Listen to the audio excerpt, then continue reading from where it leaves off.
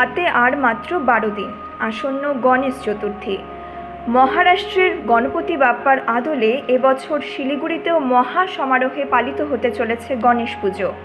শহরবাসীকে তাক লাগাতে প্রধাননগর গণেশ পুজো কমিটির উদ্যোগে চতুর্থ বর্ষপূর্তিতে তৈরি হচ্ছে 30 থেকে 32 ফুট উচ্চতার মূর্তি, যা এখনো পর্যন্ত উত্তরবঙ্গের সবচেয়ে বড় গণেশ হতে চলেছে বলে দাবি উদ্যোক্তাদের।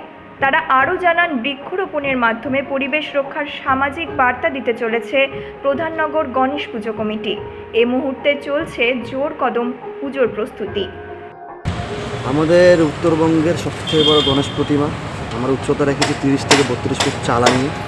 আমাদের এবারে স্পেশাল থিম আমাদের মূর্তি। আর আমরা মহারাষ্ট্রকে দেখে প্যাটার্নটা করার চেষ্টা করেছি যে আমরা তো শিলিগুড়িতে আমাদের শিলিগুড়ি বুকে প্রধাননগরের বুকে একটা পুজো করবো যাতে পুরো শহরবাসীকে আমরা উপহার দিতে পারি। আর আমাদের পশ্চিমবাংলার হচ্ছে মেন থিম হচ্ছে দুর্গাপুজোর কম্পিটিশন খুব বেশি মারাত্মক। তো আমাদের একটা 2021 থেকে আমরা এই ইনিশিয়েটিভ নিয়ে শুরু করেছি যে আমরা গণেশ পুজো করবো, কোনো একবার যদি সুযোগ পাই একটু বড় প্রতিমা করবো।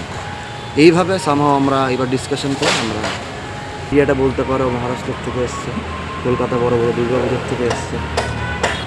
আমাদের পুজোতে আমরা একদিন ব্লাড ডোনেশন ক্যাম্প করব। আমাদের পুজো পুরোপুরি পরিবেশ বান্ধব হবে।